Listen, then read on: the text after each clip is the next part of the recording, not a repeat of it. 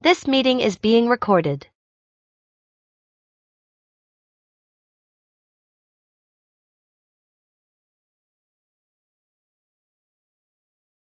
Warahmatullahi wabarakatuh. We'll just give a few more minutes for others to join.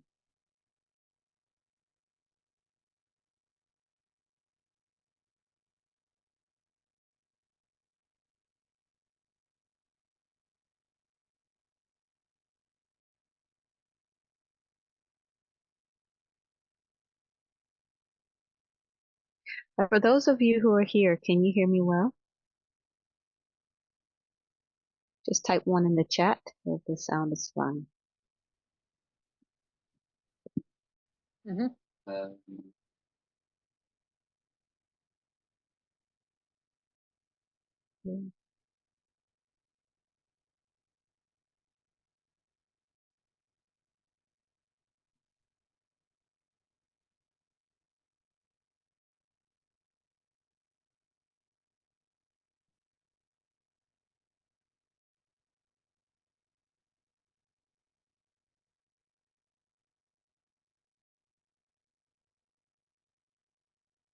Okay, Bismillah wa salatu wa salam ala Rasulullah. Welcome to tonight's session, Ending Exhaustion for a More Vibrant, Energized You. And this is a live sister support chat hosted by me, Mu'min Abdullah. And I started these chats because I noticed that there are sisters on the group and we don't have an opportunity to connect a lot other than asking questions and some of the conversations that come up on the group. But I wanted to do like live sessions where people could, freely share and open up about what they're experiencing. So that's what these sessions are for. Okay, so welcome to the session. Can you tell me where you're coming in from? Just type in the chat. Feel free to open your mic and let me know where you're tuning in from.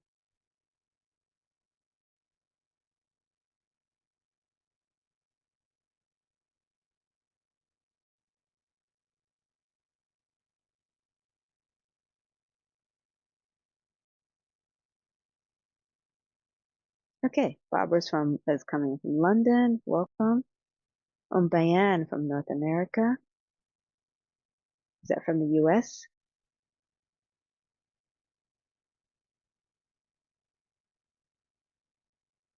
Okay, Sumaya, London. Philisan, UK, but moved to Saudi Arabia now. MashaAllah. How are you finding it?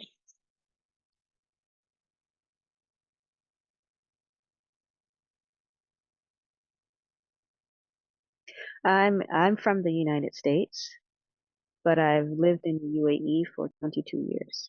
Alhamdulillah.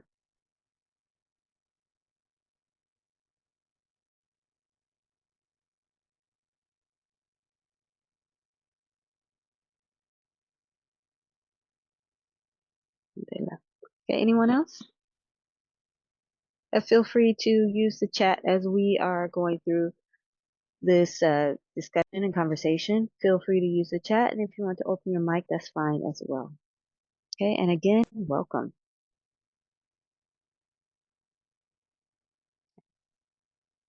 So in this session, we'll talk about levels of tired, okay, and how it affects us and where we go from here.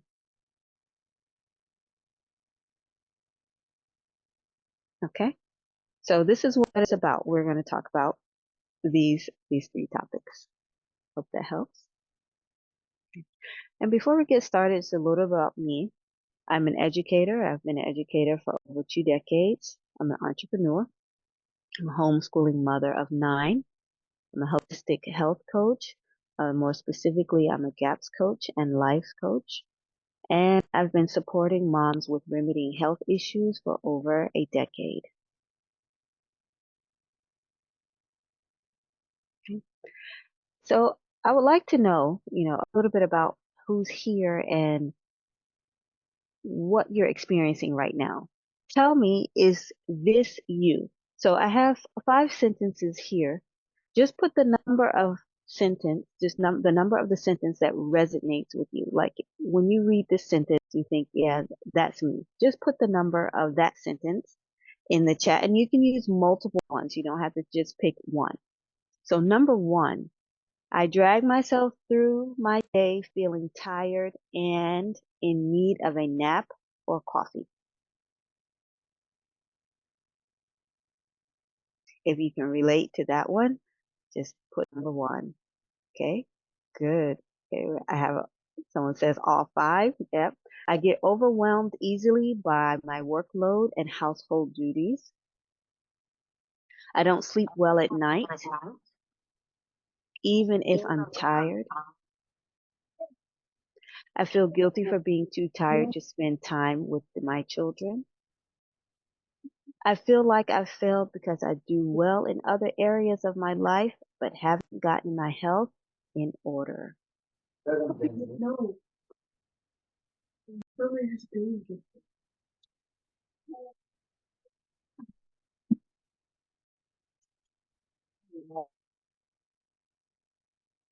Okay. Okay, so someone says all five, 1 and 5, 2, 2. Okay.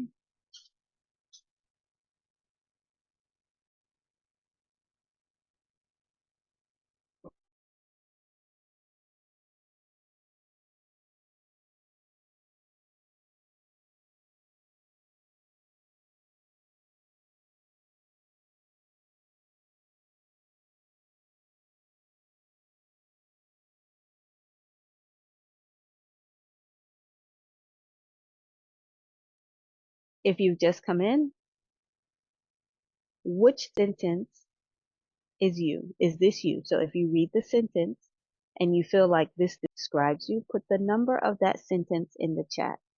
So I have 2, 3, and 5. Okay.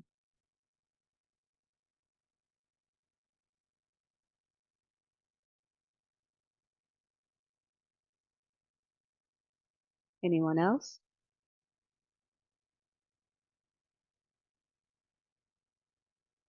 Okay. Please.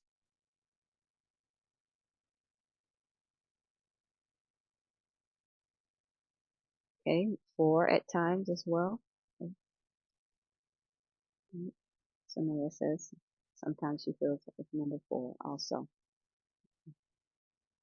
Okay. 3. Okay. Good. Thank you. Okay. So let's look at what's normal.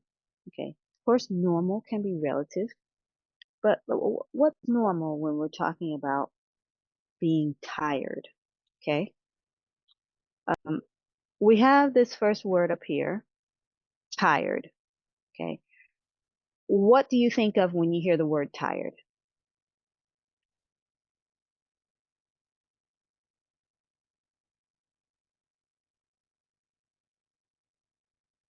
Okay. Anissa says fatigue, needs rest to recharge. Okay, Smaya. On band, sleepy. Barbara, exhaustion.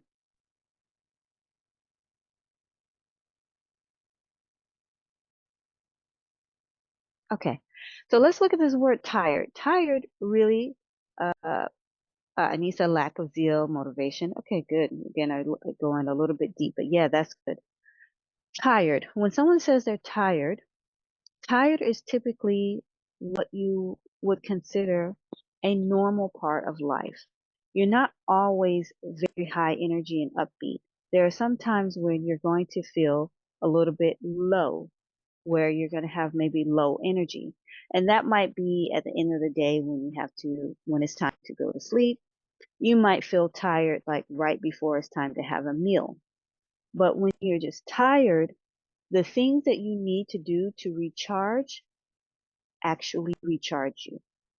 So if you're just tired, you go to sleep, you wake up refreshed.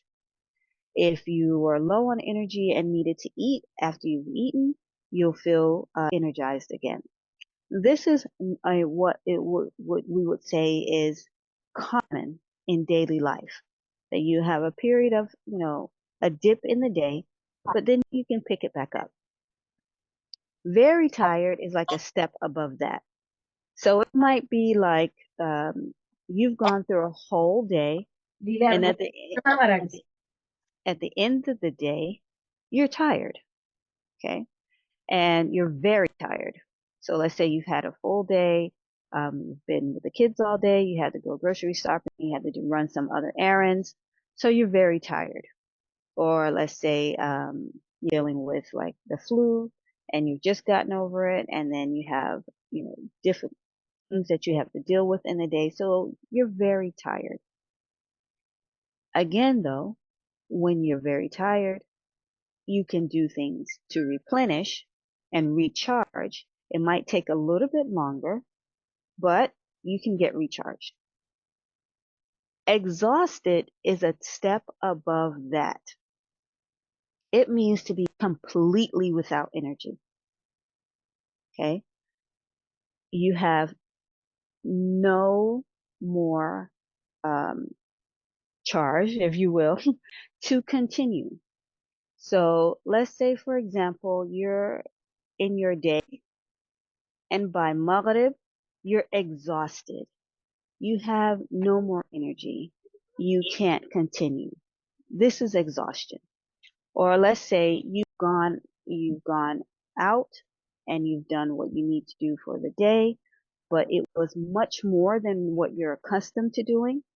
So at the end of the day, you're exhausted. You have absolutely no more energy. Now, what happens when you try to recharge when you're exhausted? Does it happen readily?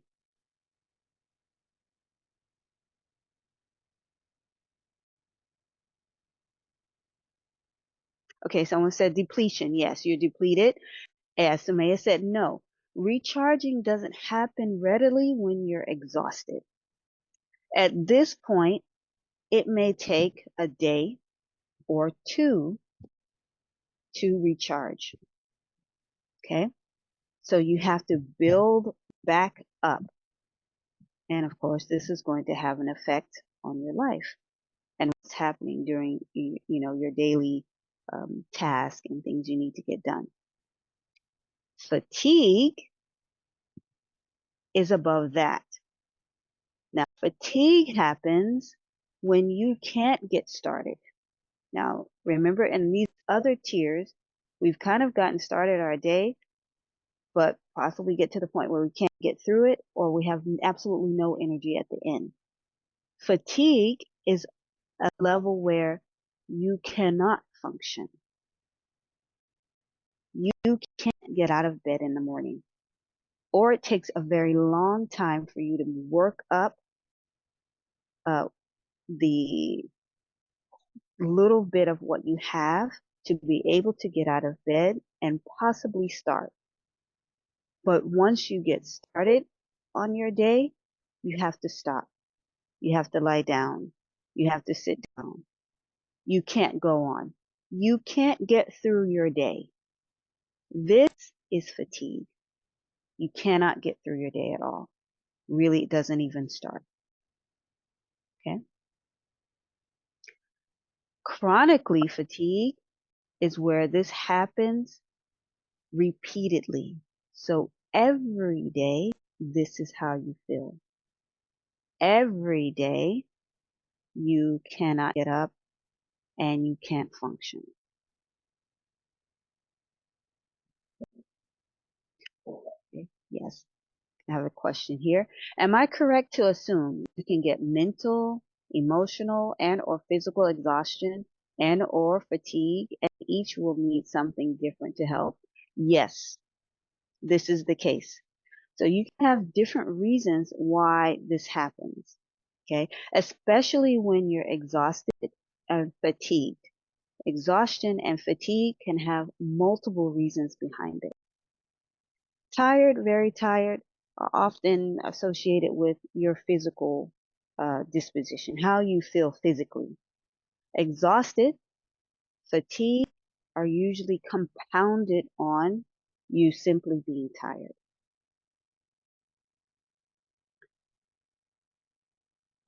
Does that answer your question?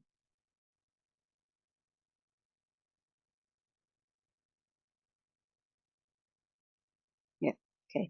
So when we're looking at our energy levels, we have to consider what could be just common and what needs to be remedied, what you actually have to work on. Because if you're just, tired and you just need to recharge and replenish, and recharging the measures that you take to recharge and replenish actually work, then you're probably okay. But if you get to the point where you cannot recharge, you can't replenish, and then it compounds to the point where you're not functioning, this you need it needs to be worked on. Okay. Curious to know how to sort it out now. Okay. So we'll talk about it, y'all. Okay. So the point of this segment here is to understand what could be just typical part of life versus what needs to be addressed so that you can function. Any questions before we move on?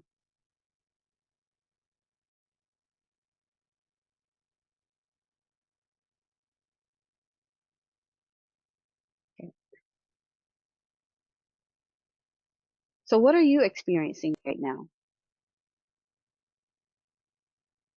What level do you feel that you're on?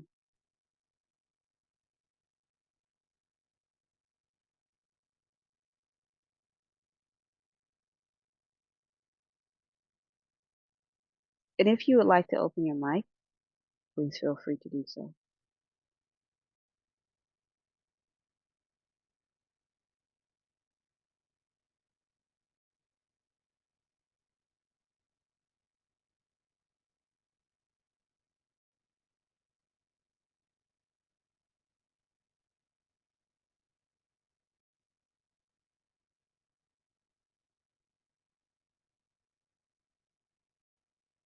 What are you experiencing right now? Are you just tired, or have you reached the point of exhaustion, or do you feel like you're fatigued?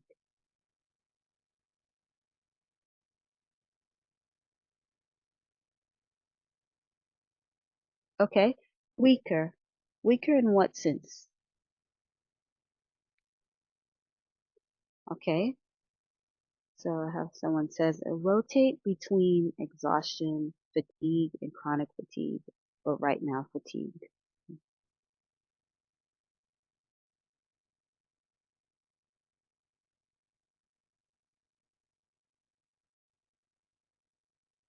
Okay. Full energy not there. Okay. So you said weaker because your full energy is not there. Okay. Are you able to get through your day?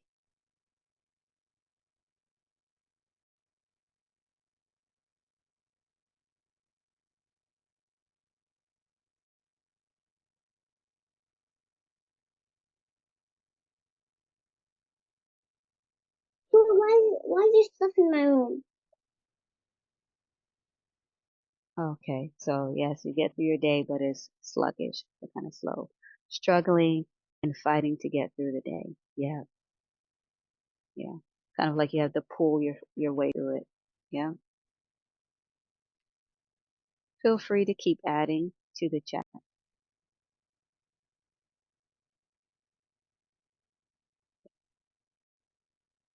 Where would you like to be?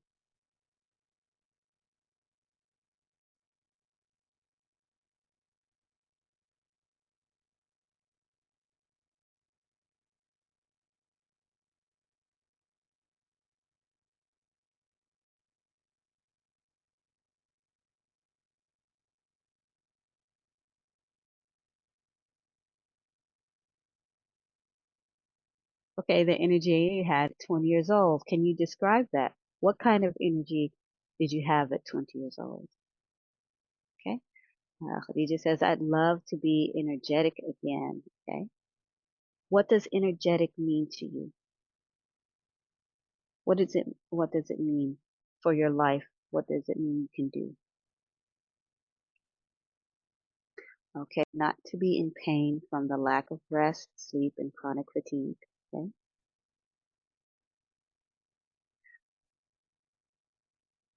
Not hitting a slump by noon. Yeah, Sarah. Yeah. To have your mood stable. Okay.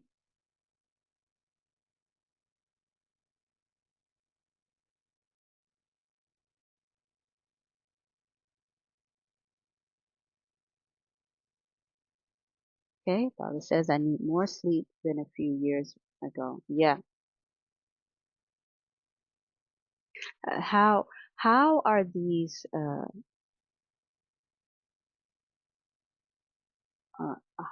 how is this affecting your life? So like Barbara, if you need more hours of sleep. What's happening? Does it affect your life? Okay. Not have brain fog. What would it mean to not have brain fog? Can you describe it?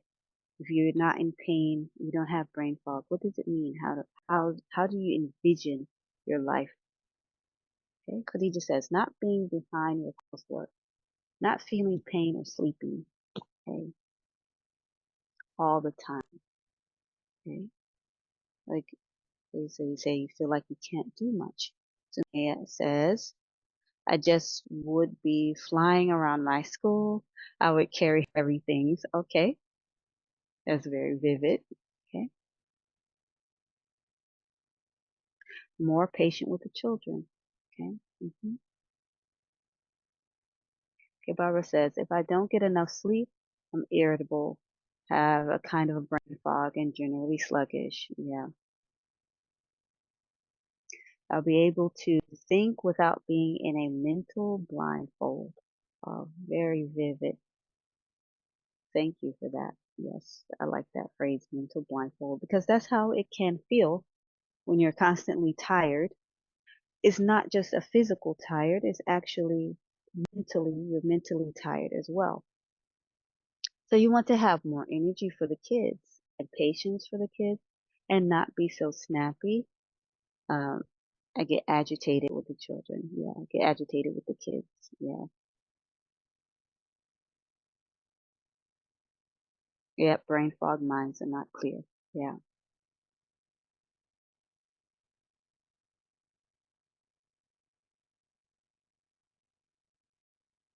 What would your day be like, Sumaya? You said to go through the day's task. What will your days be like?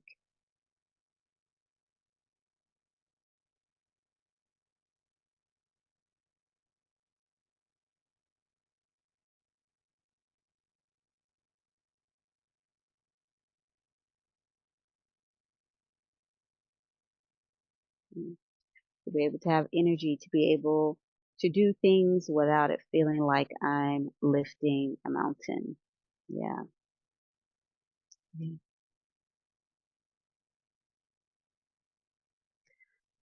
These statements resonate with me. I think the last live we had, I shared um, one of the things I was going through when I had my fifth child, and it was like this.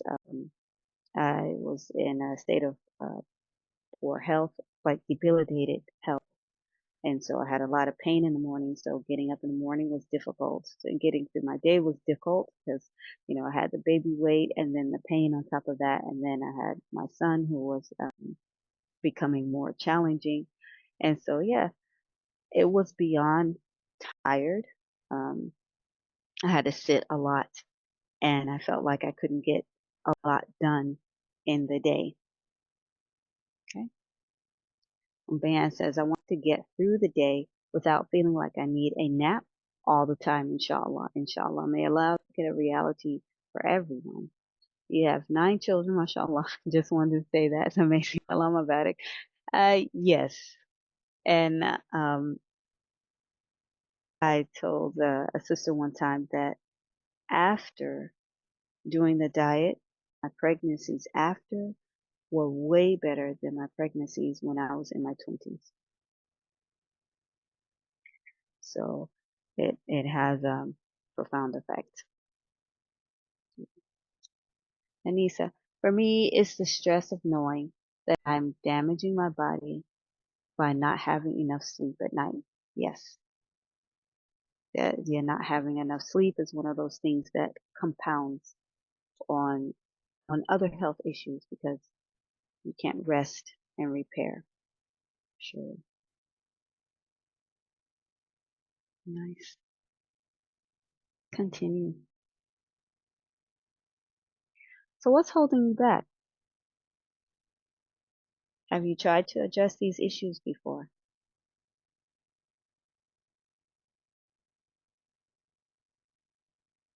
Yeah. I want to get back to doing the things I used to do, like read more than a couple of lines. Yeah. So have you tried to address these issues? Is there anything holding you back? Okay. You should, if the sign says to exercise and be more active.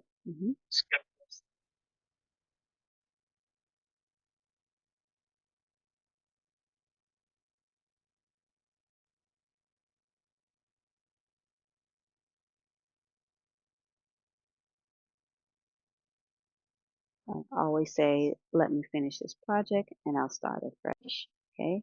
Finances. Okay. So finances, support, help, family, etc. Yeah. So these can be limitations. Okay. Finances, support, um, help, family. Yeah. These are limitations. But the thing about limitations is that once we recognize them, they're just that. The effect of a limitation or something that is holding you back is more of how we react to it than the thing itself. And sometimes we have to allow ourselves to see past what might be holding us back at first to see that there are ways to get around it and ways to overcome it. Because that's what limitations are. Limitations present themselves, but then you have ways that you can overcome it. Okay, Barbara says, I'm usually doing really well with my sleep and bedtime or when on holidays, but once we return home, back to work, etc., and everything's upside down again. Yeah, so yeah, I can understand that feeling like when you're away and your daily tasks are away, you can kind of get a handle on things, get a handle on your sleep. Um, but when you're back in your environment, all the work thing and your routine that you're used to, uh, can, can change that. Yeah. Okay. Anissa says, for me, it's not dealing with the root cause, prioritizing time and prioritizing time management. Yes. You can, yeah. Um, there are some life factors, like you mentioned here, prioritizing and time management. Are there any other factors that could be um, that you could consider?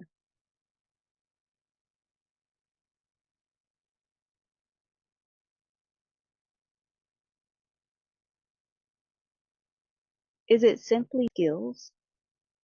Okay, underlying medical issues. Yes, underlying medical issues. Um, if you have impairments in your health, that could be causing you to be exhausted and fatigued. Okay, so yes, skills are a factor. Okay, so Anissa says it's just your skills.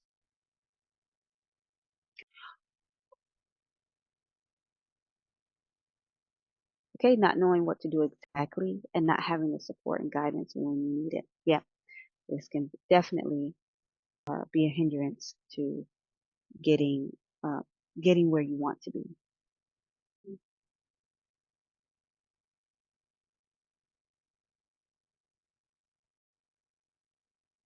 Okay, Barbara, thank you for coming though. It's nice to have you here.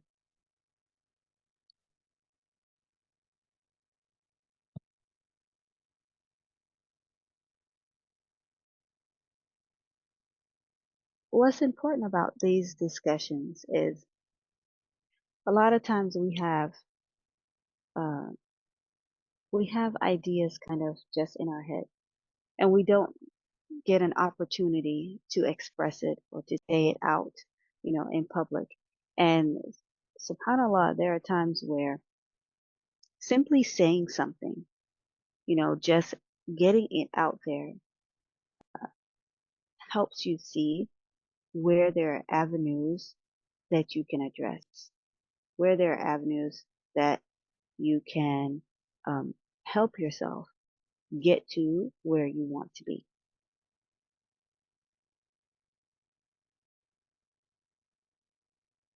Where would you like to go from here?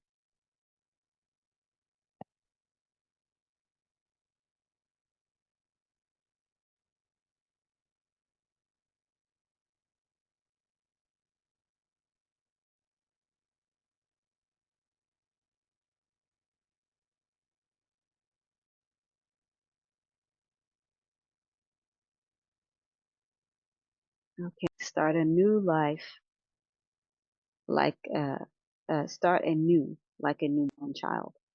Mhm.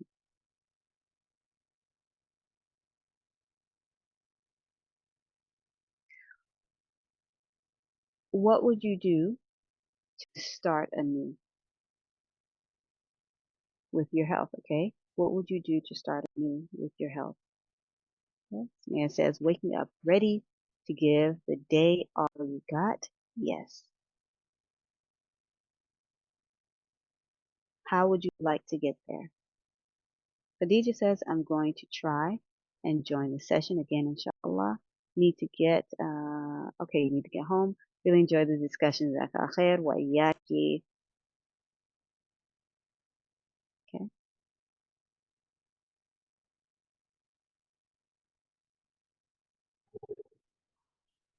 How will you get there?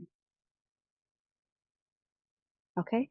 Sort out my gut health issues, because 90% of my issues come from my poor gut health and lack of knowledge and consistency. Yes, that is hitting it right on the head. This is usually the root cause, okay? And remediating it often, in my experience, is what changes this condition, changes a person from feeling exhausted and fatigued and possibly chronically fatigued to being energized and ready for the day, you know. Um, so yeah, this is a measure that you would want to take. How will you get the knowledge and consistency?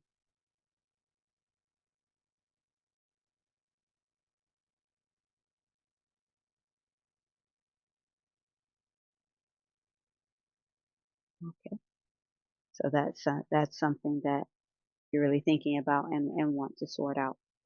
Let me ask you this, and this is for everyone. This is for everyone.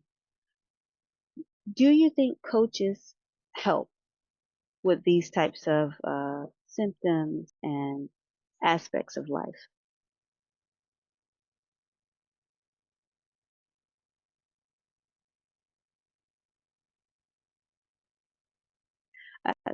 I know sometimes that people, when they have health issues or things like that, they would be inclined to go to a doctor, for example, or they might go to another holistic health professional. But I was asked this recently, like, do coaches help? Do you feel that coaches can help? Yeah. Okay. So Anissa says definitely, but you need the right mindset too. Bayan, I think they can help at least to get you started. Yeah. They guide. Ultimately, you're the only one that can help yourself with the permission of Allah. Mhm. Yes. So, yeah. Mahmouda, definitely, they are great for it. Sumaya, they know the intricacies. Yeah. Yeah. As they motivate and hold you accountable. Yeah. So are these important factors?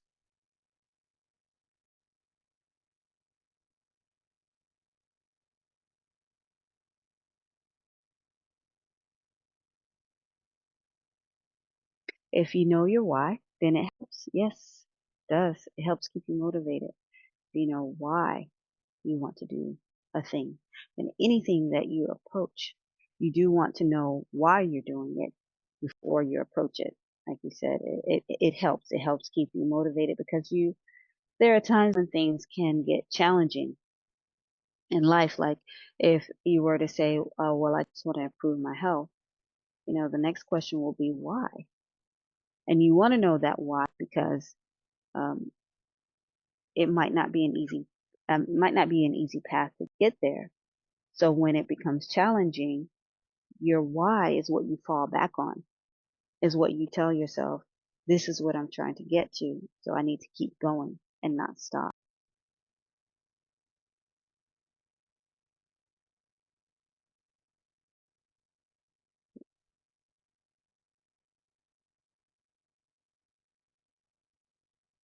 Discussion.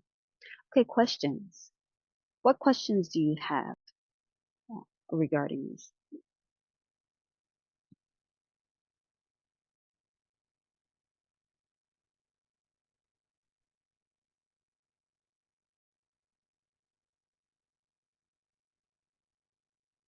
Assalamualaikum.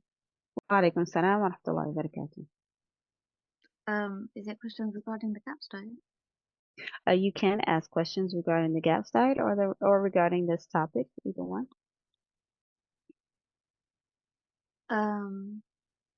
Yeah, sometimes I get doubtful on the GAPS diet. I think it's just shaitan. So I think like, do you actually have to go through all of that? Alaikum assalam. Okay, Samaya, go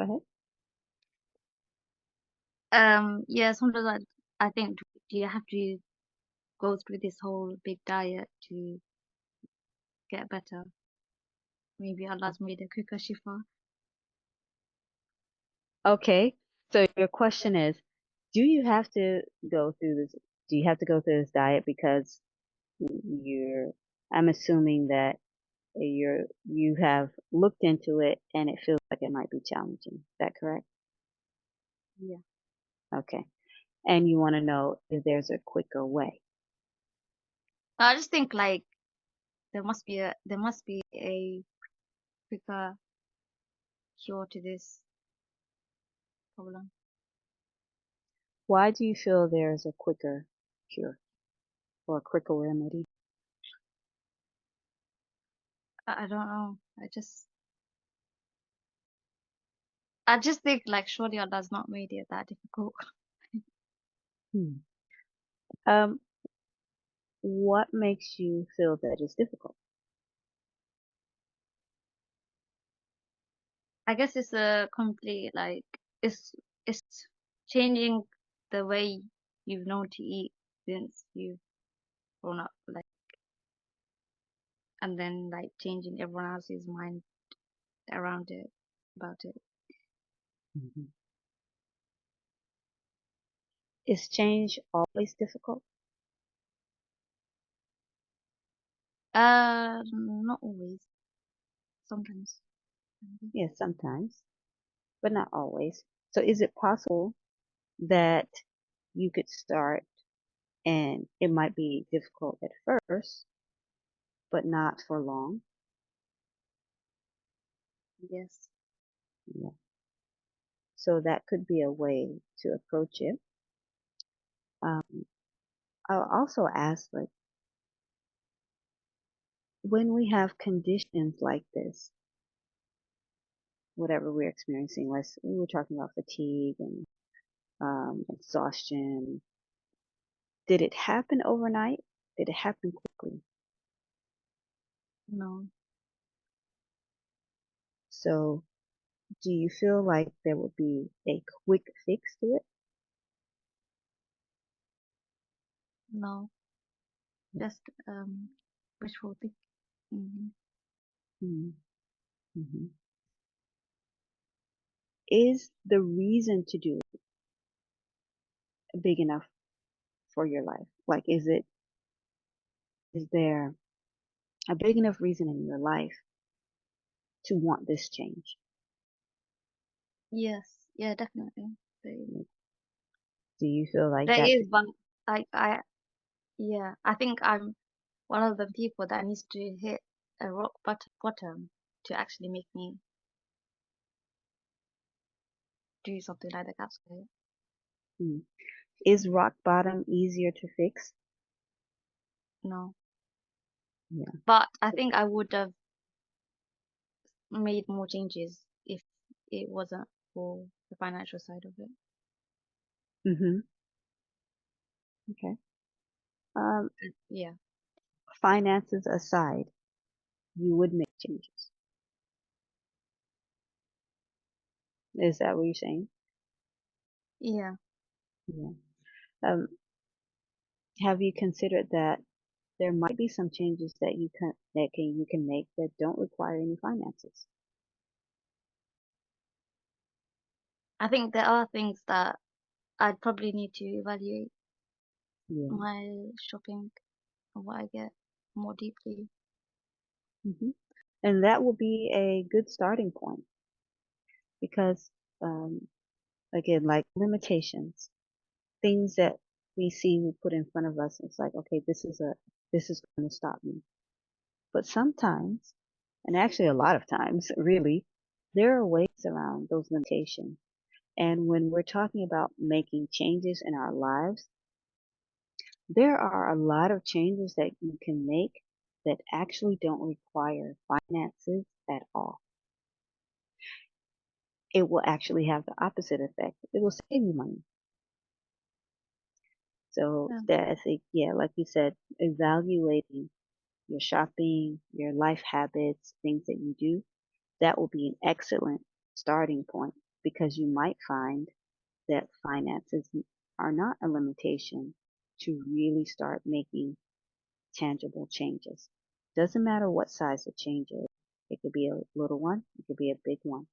But to take a step often doesn't take any finances at all.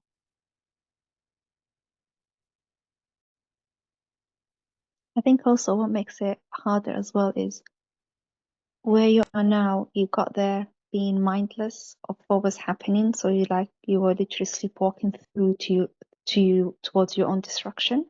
So now that you realize that your body is suffering, you have to kind of be conscious and mindful of everything you're putting into it.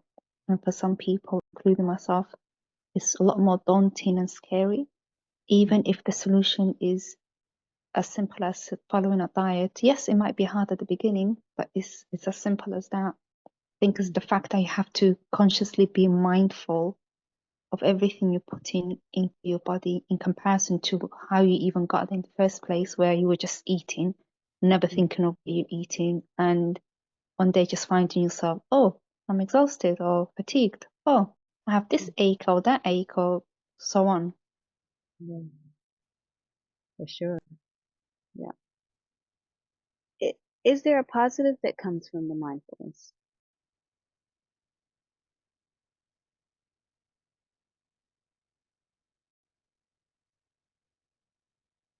Um, Possibly the fact that you're retraining your mind and the way you see food and the way you respond to food. It changes your lifestyle in the sense that now you wouldn't necessarily opt for the things that you would have previously opted for.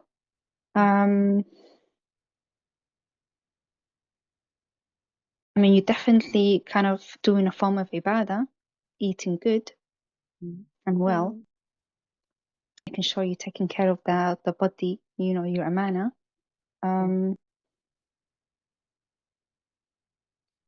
I think it's just the change that's scary because now you're aware of it in comparison to before when you weren't really aware. If that makes sense. It does. It does make sense. Personally, I'm not really a bad eater, but I don't eat regular. I eat very, very little. When I do eat, I don't have a sweet tooth or anything like that. But it's the fact that I'm not consuming enough of the right things. Like for example, I don't have enough vegetables or fruits intake. I don't have enough foods that kind of help my gut. I have a lot of like, the things that everyone is probably used to, just their cultural food, and they don't really ever stop to think about, is this actually right for me, or is this good for me? How is this affecting me?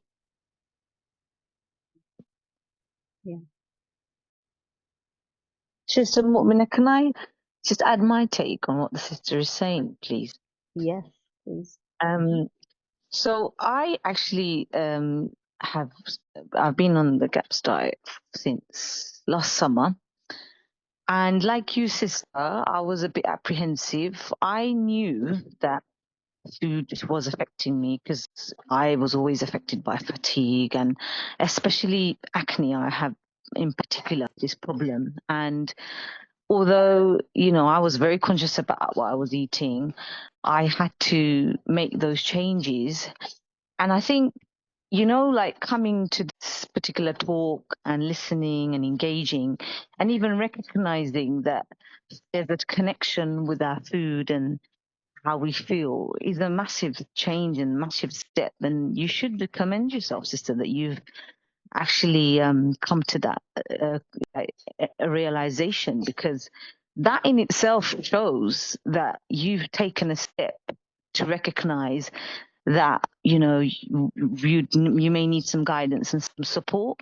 So don't be scared, sister. It is possible, because I have been on it for over a year now, and I'm still going, Allahumma barik, because I see the benefits. I have, it's been a struggle for me to adjust because I have a massive schedule and just adding in my meat stocks. It's not, to be honest, like Sister Mu'mina said, you would need to have a look at your shopping habits and things. But, like with finances and things, what I find is if you don't spend money on the processed stuff, which is quite costly, you end up saving. And then with that money, you can actually go to places like a farmer's market where organic food and natural foods are not that expensive like they are in the supermarket. You may be able to test out and see, and then you can sort of budget, and you can see what you're using, what you're able to put to use. And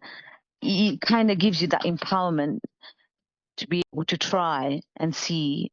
And you just have to have that consistency. And that's where the coach comes in my opinion. If you have that consistency, you have that regular update with your coach, and you review things, how's it going, it helps, because you're on that journey and someone's sharing with you their own experiences, and they sort of give you that inspiration, Allahumma barik, and you sort of keep going.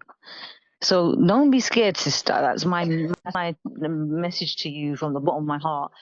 Alhamdulillah, you've recognized many things. You've said you don't eat a lot, but when you do, you're saying it's just normal, regular foods, and you're not sure about that, how it's affecting the fatigue levels and things. But ultimately, it is the gut. What's that called? The gut health.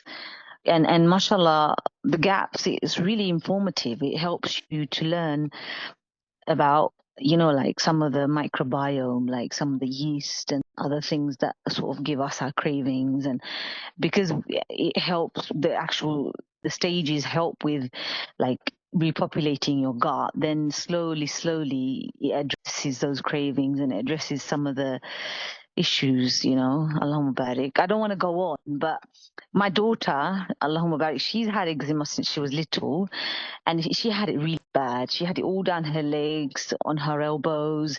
They look like burnt marks, and we were giving like steroids from the doctors, and I thought that was it. But I've been doing it with her, the diet, and Allahumma barik, it's completely gone. Completely. I don't even have to put no moisturizer. I used to just put moisturizer just in case it was a little bit dry. There's absolutely no signs of eczema. And I'm amazed. Allahumma barik. I always feel like, when they say to you and you go to the doctor and they say, that's it, that's it, you have to be on this medication. But the truth is, Allah's Prophet Muhammad sallallahu alaihi wasallam said there's a cure to every disease. Yeah. And that is true. That is true. You just have to empower yourself with the knowledge and do your best, like help yourself by, if there are coaches, take their support. If there are sisters who are in that community, take their support, ask their advice, and believe in yourself and ask Allah to help you. That's what I've done, and I'll keep on doing it. I'm just sharing my message with you all, sisters. I would definitely encourage you to not think it's not possible, Yeah. Barakallahu feeki. Yeah. It's Jazakallah. Jazakallah khair. Yeah. So there are, like she's saying, there are things that you can start changing immediately if you're willing to take the step. When I started, it just started with us taking things out and not changing anything else. And we started to see with my son, I just took milk out. That was my starting point. I took milk out and he stopped crying after 5 days. He was, by stopped crying, I mean he was having screaming fits for months every single morning. And I removed milk, and after 5 days he stopped. So there's a definite correlation with what we eat and our own health, and being conscious of it is actually a good thing. It's the unconscious part that gets us in the health issues that we have. So like the sister said, don't be scared.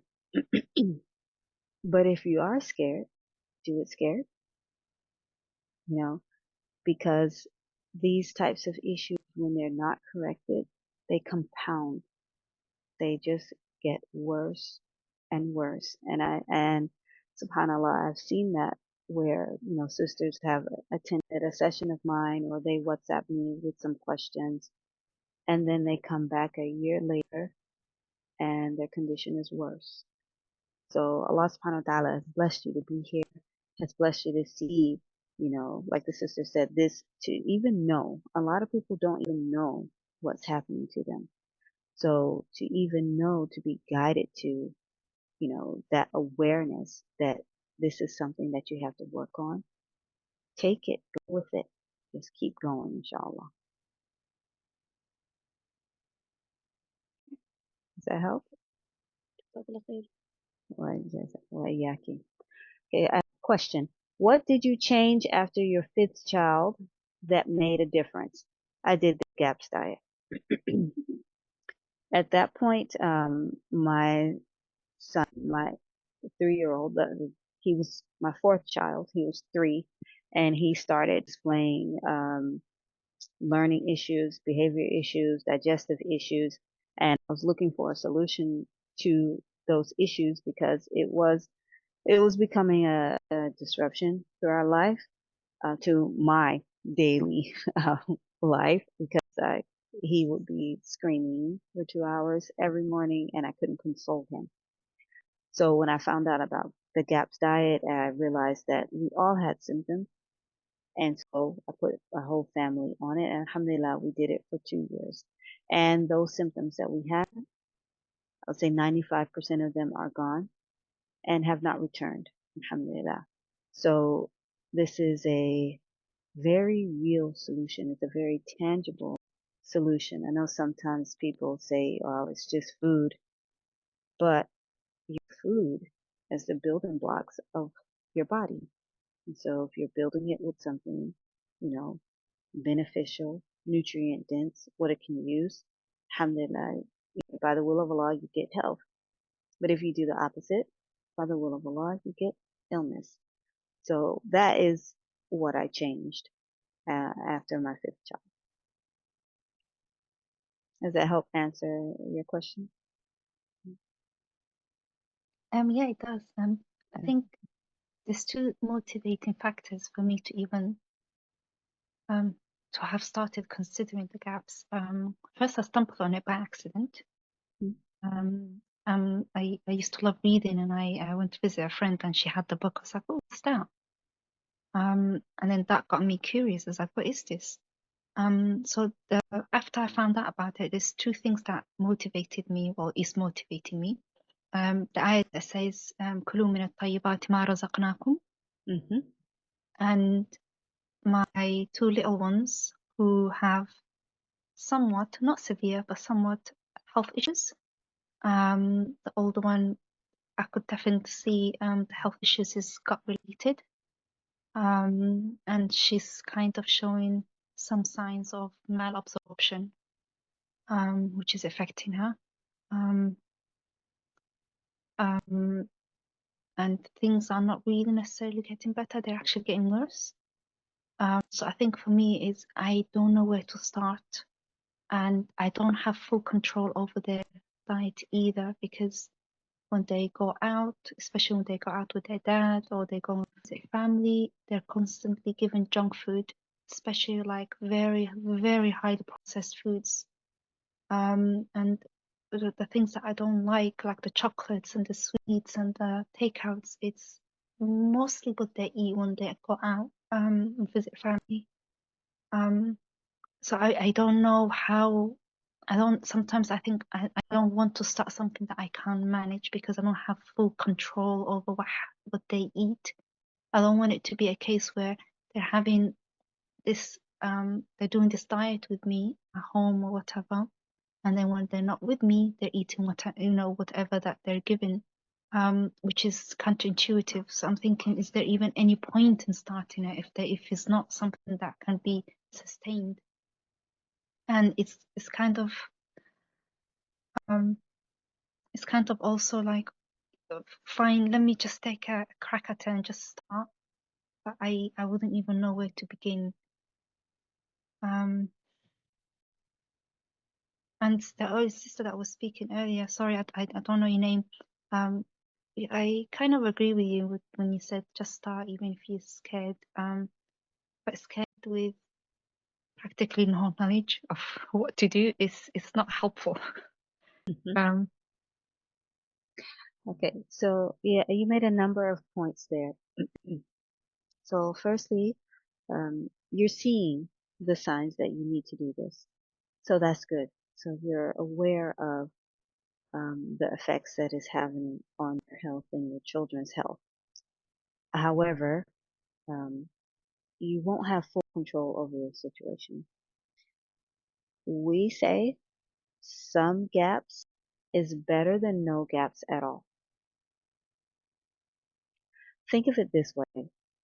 Let's say if you were ill and you went to a doctor and he gave you medication for your illness and you had to take it 3 times a day for 6 days.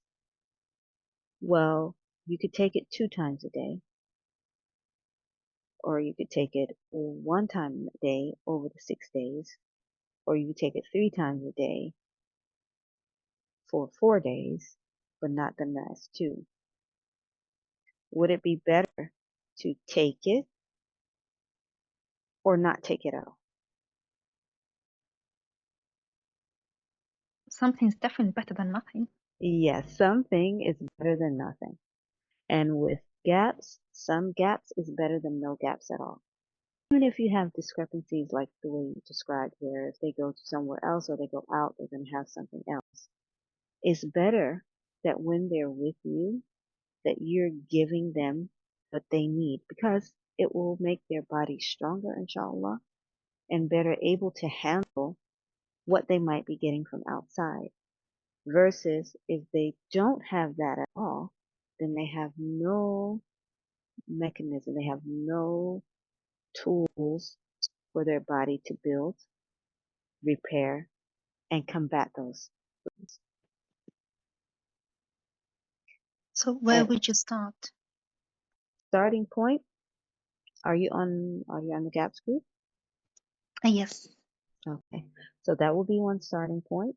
The website, gaps.me, is a starting point. So you want to start educating yourself. So gaps.me is a starting point. Get one of the GAPS books. Do you have one of the GAPS books? Either the yellow one or the blue one. I recommend the blue one. What's the difference? Okay, the yellow one is Gut and Psychology Syndrome, And it was written to really outline the connection between your mental health and the way your brain functions and your gut health. The second book, Gut and Physiological Syndrome, outlines the connection between your physical health and your gut health. Both are beneficial. It just depends on which one you think you're seeing more of. You think you're seeing more psychological symptoms, things that are happening in the brain and in the mind, or are you seeing more physical symptoms? And you likely are seeing both. Yeah, yeah. So with me, I'm seeing psychological, and with the kids, I'm seeing physical. Yeah. So the blue book will cover both if you want to get that one, but the yellow one does as well. So either one. Let's start with the book. The book will give you the foundational information that you need to understand what's happening in your body. And is this something that you have to keep doing for the rest of your life? I mean, how does it work? Well, the diet is designed for you to do it for 2 years. Most people have recovered from their symptoms in 2 years. Most people. Now you might have situations that are a little bit more difficult and it takes a longer. But as long as the person is making improvements and their health is improving, you just keep going. It's not intended to be a lifelong diet in itself. The way for the majority of people, it's not meant to be like that. There are some people who do have to stay on it because that is the only way that they thrive. They do best on the diet, but it's not meant to be a lifelong thing. However, the what you learn, the principles of good eating and what nourishes the body, that you want to keep for life. So like when I say I've been doing this for 10 years and people are like, oh, does that mean like you only eat stock all day long? No, it doesn't mean that. It means that after the 2 years, alhamdulillah, we were able to add meats back in, but we know now, we learned in this process what works well for our bodies and what doesn't. And so that's what, that's what it's built on. What we eat is what works well with our bodies, and we don't eat things that don't work well. And then there are some things you don't want to go back to eating at all, not regularly. You don't want to have regularly. So let's say if you have 2-3 cups of tea a day and it has sugar in it, you don't want to return to that. Okay? Because once you learn what sugar does, processed sugar does to your body, you're going to want to not return to those habits. So education above everything else first, and then slowly start building. Yes. Start learning first. I would Had to also take a deep breath there. I would also say get a coach, because that's what I did. I mean, I've had the book for a very long time. I've known about gaps for many, many years, but it's only when, if I'm honest, I did some of the classes. In fact, Sister Mu'mina did like this, and with other sisters who were embarking on that journey. That's when I had the confidence, because I knew I was doing it with other people. And then I decided I'll do the one-to-one coaching, and it has just changed my life. And as I said, in the beginning, I was intended it for my daughter because she has autism, and she has eczema, and she's not spoken since she was a baby. And then Allahu Barik, because I never thought I could help her get on the gaps, because she was so picky as well. She only ate things like chips and processed food. I could never imagine giving this child anything other than because she's so picky, and she had meltdowns. She'd be like, had screaming fits, and it was just so, I would get so anxious. But mashallah, Allahumma barik, Sister Mu'mina told me different strategies to use and broke it down into small chunks. It made it seem, real and really helped, really like honed in on what it is that I needed to do practically. And Allahu Akbar wa lillahi alhamd, I can't believe I am where I am today. And today I didn't even know about this talk, by the way. I just stumbled across it and I wanted to just listen because I haven't heard Sister Mu'mina's voice for a long time. MashaAllah. I wanted to. It's nice to just listen, also, because it's nice to be still be part of. You are that part of the community, and it's like revising some of the knowledge and gives you more extra motivation. And so, honestly, as that sister, I personally, I would advise get a coach. I wouldn't say, like, obviously you can try to do it yourself, but it really just helps. It really, really, really, really, really, really helps. This is my sincere advice, because I mean, this wasn't just advised by Sister Mu'mina. Other people said get a coach. Other people I've come across. There's a lady online. She's she's a coach. She helped her child recover, Allahumma barik, from autism. She has videos of her child when she was a baby, and up to now how the child is completely reversed. And again, she said get a coach. So it wasn't just the Muslim sisters saying get a coach. It was I was kind of learning across the board, and it helps with education as well. Like, because the book is quite big. And I find just looking at it puts me off. But I was given instruction, I could just read this chapter today or just read this bit and this bit. And that helped me take in some of the information. And I'm still learning. So definitely I would say, consider getting some support. Bismillah. Where did you start with regards to trying to get a coach? It's Sister Mu'mina, our host. She's a coach. She's very humble. She's not telling anyone. Mashallah. Yeah. Assalamu alaikum, Mu'mina. That's it. I'm going to be hunting you down, inshallah. Okay, come and find me. Yeah. Yeah. It's affordable as well. Sister Mu'mina's got like installment plans which are very affordable, and I personally found it much more helpful to take that route. Like I didn't find it like it was too expensive or anything. I'm not bad. She made it easy, and so definitely, sister, I would definitely advise you, Sister Mu'mina is the one. I know. And she's always good. She's gotten on me before. She's Yes, MashaAllah. tell people. I've told you that before, but honestly though, Allahumma barik. I love the way you try to educate the sisters, but I think the sisters need to know, like, this is what you're also help. Like, you're there if they need you, because Yes, I think people really need that. Believe me. I appreciate you truly. May Allah bless you and preserve you and increase you. Allahumma ameen. So just.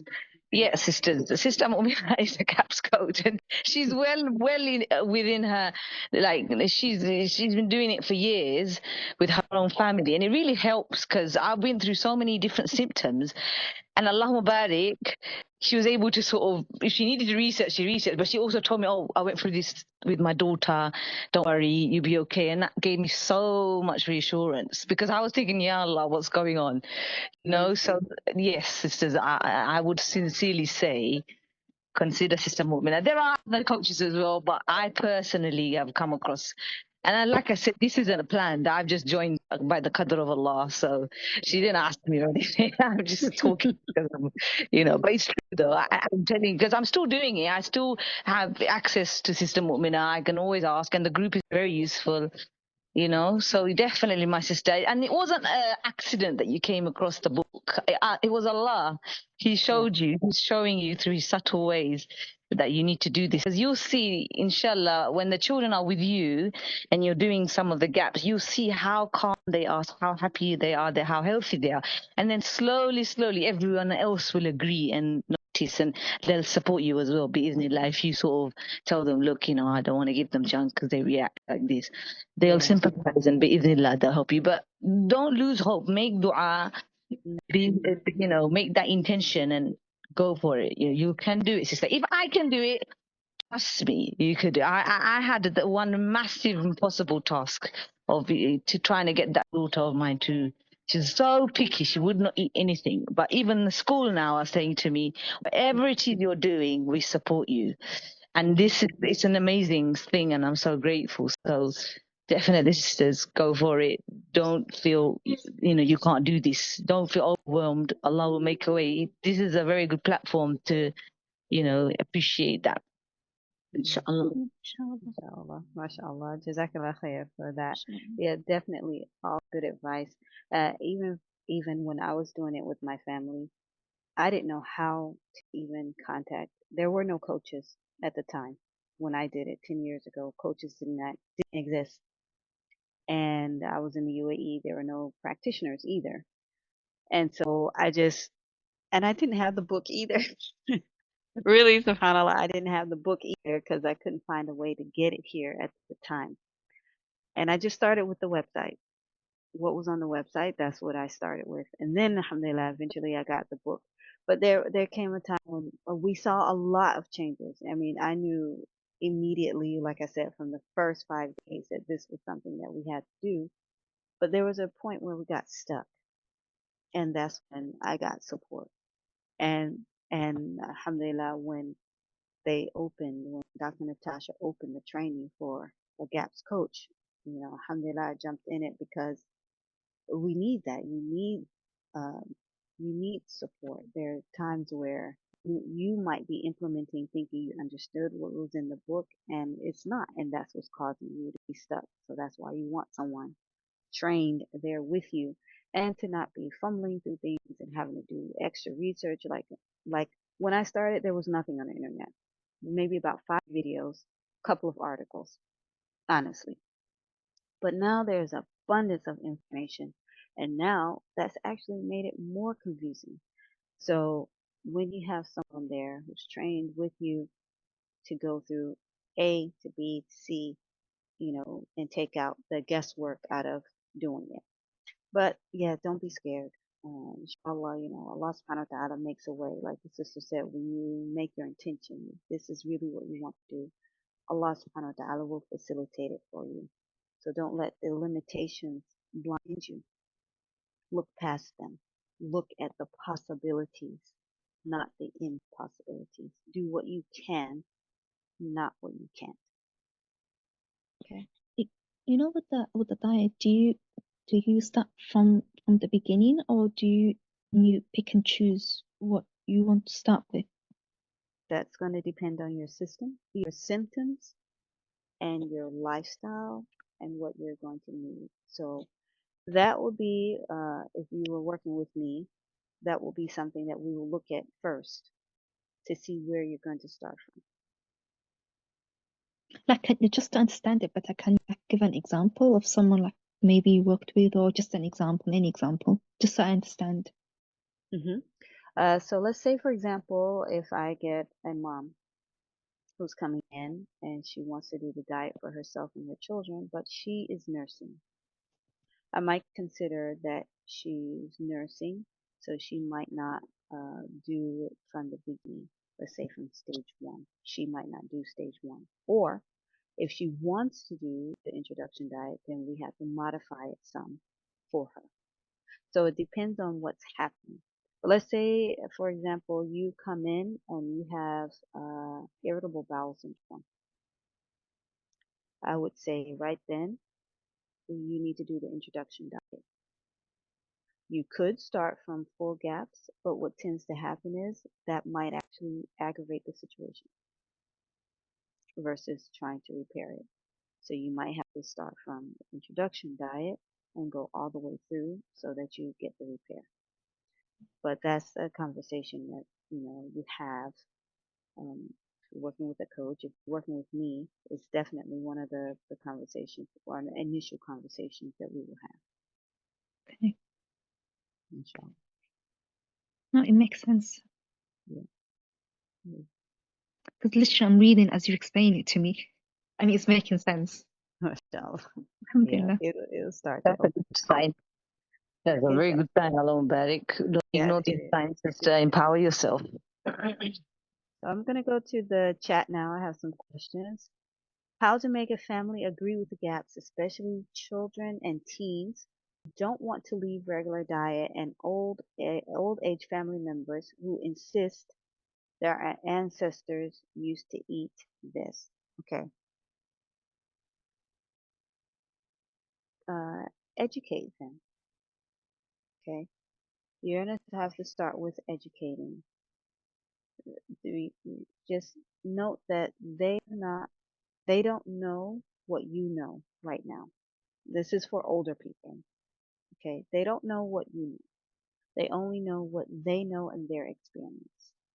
Okay, so you can start with educating them. Start with showing them what you're trying to relieve if they can see it. Like, say, for example, if you have a child that has eczema and you're letting them know, okay, I'm trying to remedy the eczema through using the diet. So that's why we're not going to eat this for now. Okay, so that might actually help that to know that it is temporary, not, for life. That's one thing.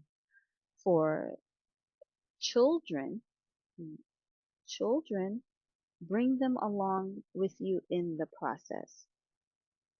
Try not to make it something that's happening to them.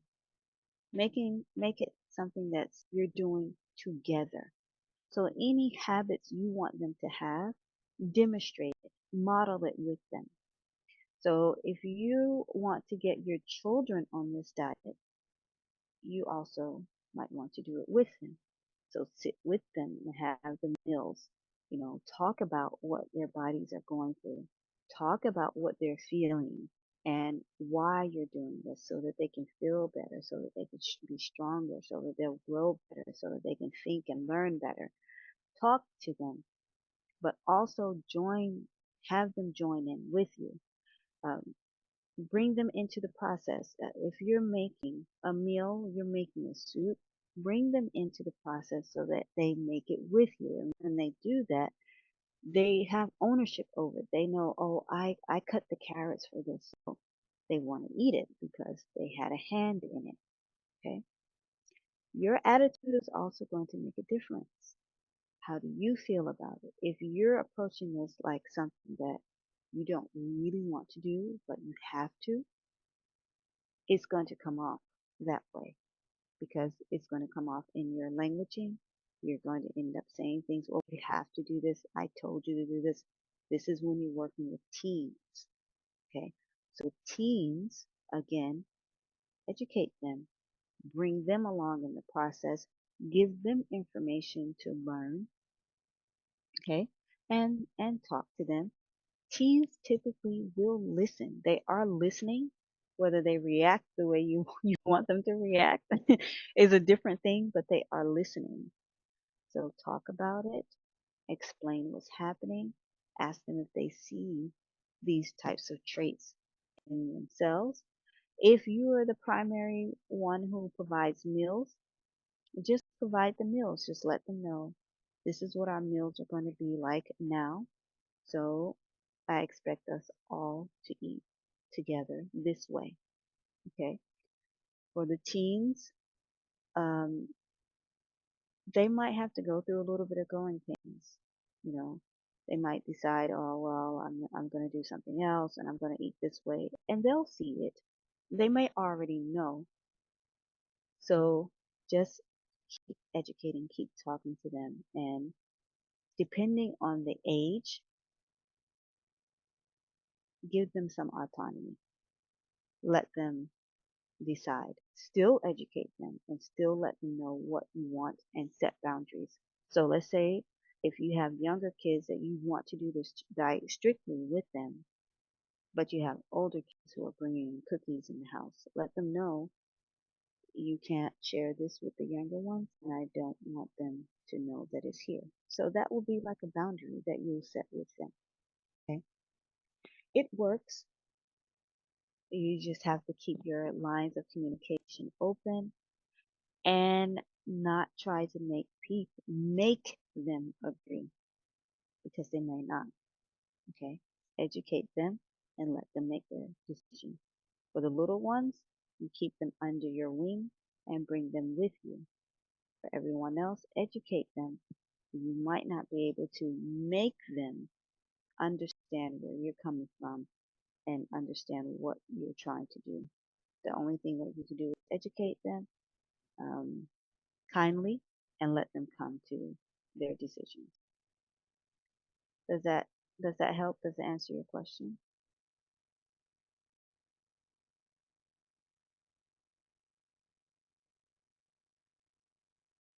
I was just wondering, how does the CAP diet cater for pregnant women and breastfeeding women? There are provisions for that. And And will they have suggestions within the book, or is it something that is tailored when you work with with someone? there are suggestions in the book. Yes. Yeah. So you will find it there.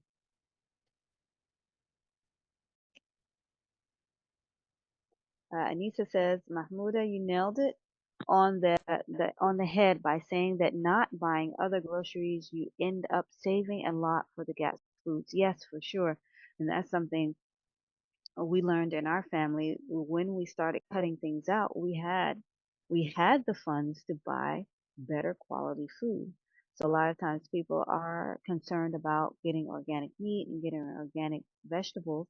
When you're cutting out processed foods, like the sister said, that are actually very expensive, when you cut these things out, you have the funds to use it elsewhere, inshallah.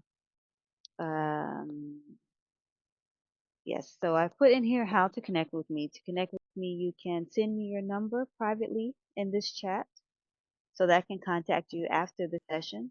And you can also PM me on WhatsApp, okay? And you might see a notice from me to how to schedule a call, but those are two immediate ways that you can contact me. And it's okay, you can hunt me down. I think you put it on your WhatsApp group, your Yeah, information. That will be yeah, helpful for everybody to see, everyone on that group, because you'll be surprised. I think many sisters have that on their mind, but if you just put it in front of them, they may just pick it up. You yes, know, please yeah, do that. Please. yeah, I will, inshallah.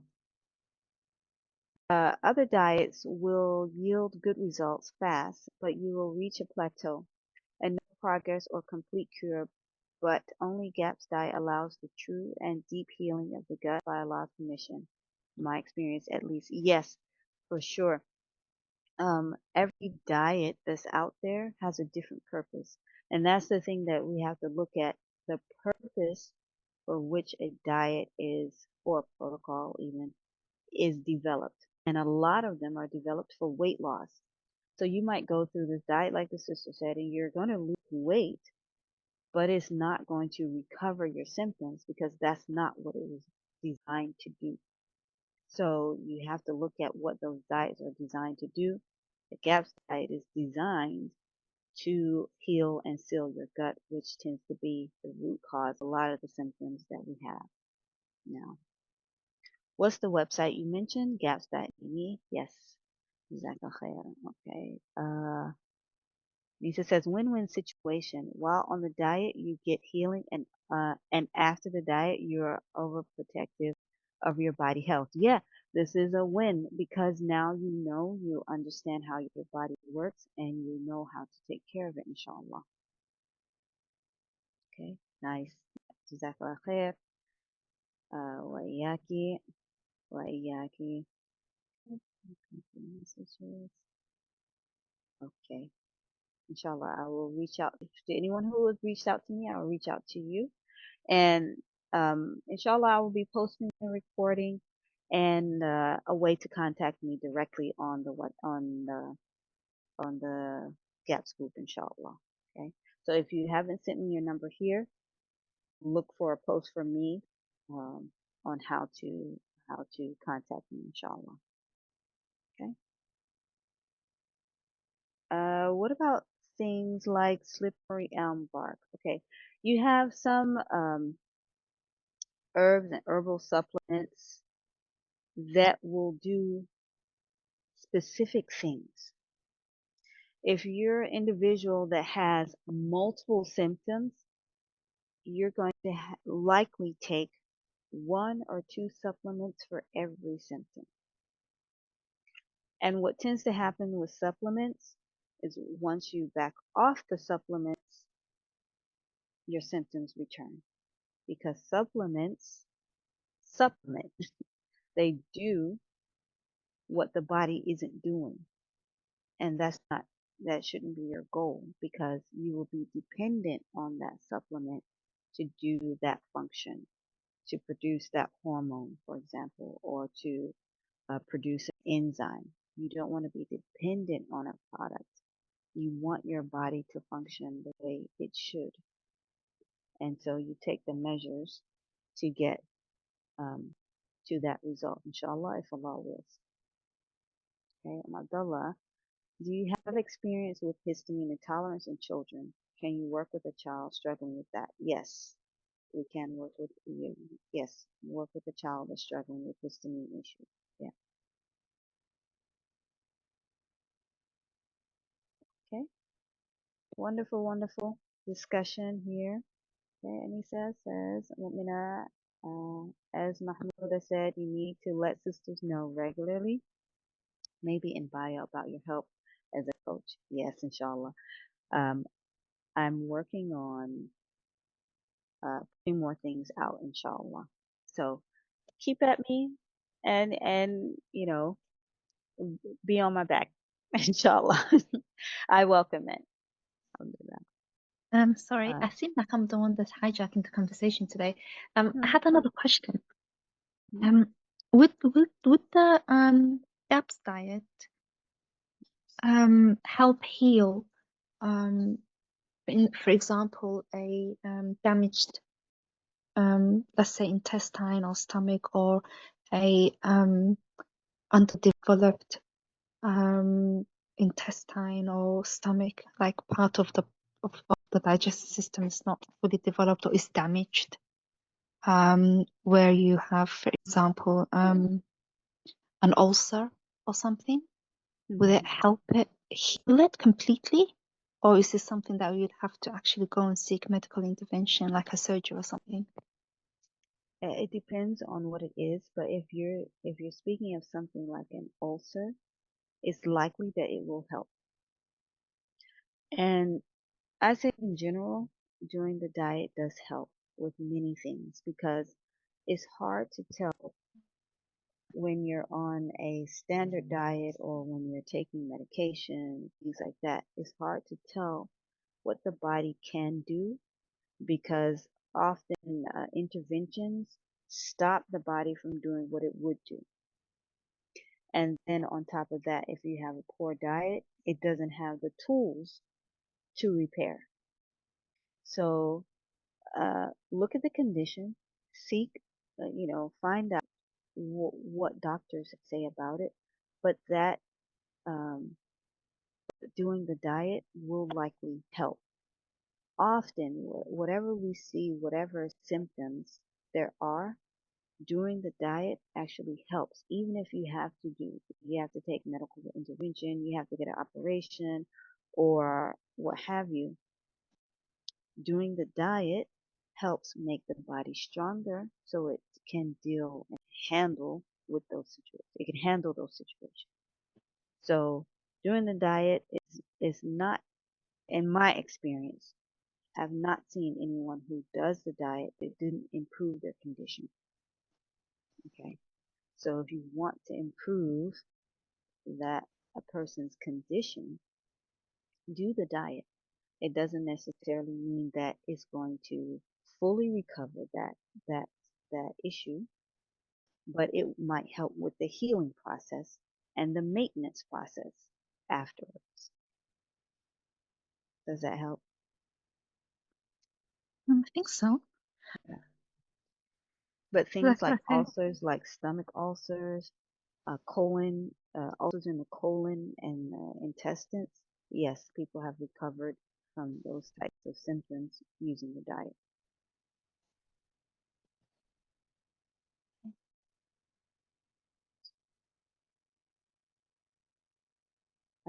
Yes, I have a question here that says, do I do consultations? Yes, I do free consultation calls. So I will be posting that on the group, inshallah. And you can contact me there. We'll do a complimentary call uh, regarding your personal situation. Abdullah asks, as a coach, can you run tests to check for deeper issues such as mold toxicity or genetic food intolerances, etc., heavy metal toxicity. No, I don't do any testing.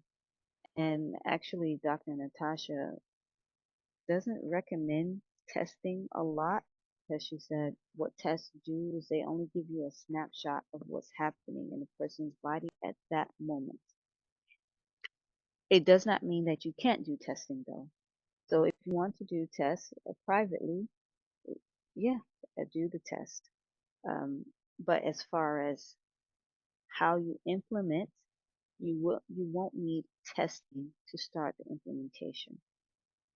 Okay. The reason being, a lot of the things that you mentioned here, like mold toxicity, food intolerances, heavy metal toxicity, they might not be accurate.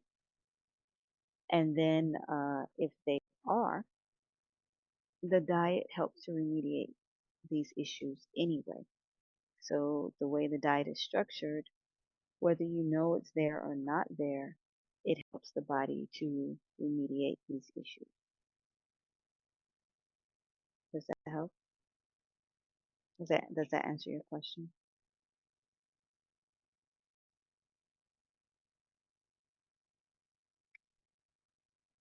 Do I have experience with chelation? No, I don't have experience with chelation.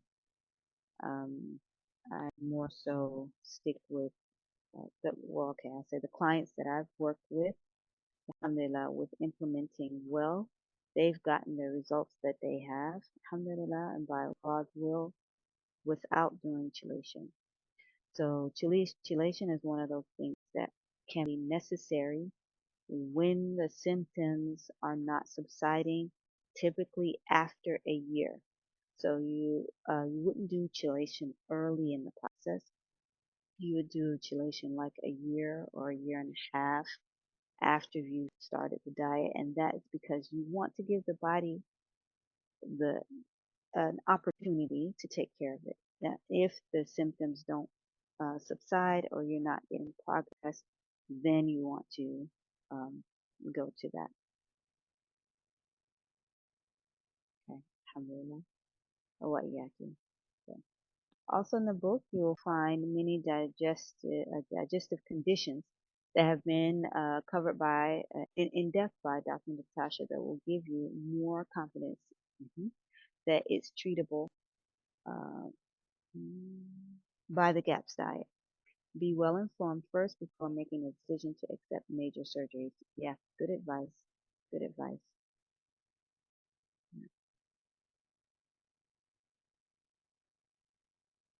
Okay. So Jazakumullah khairan for coming here tonight.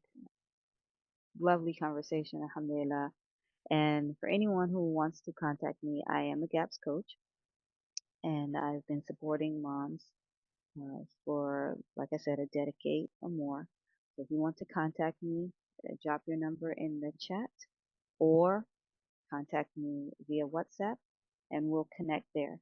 But after this session, inshallah, I will be posting the recording and also how you can reach me directly, inshallah.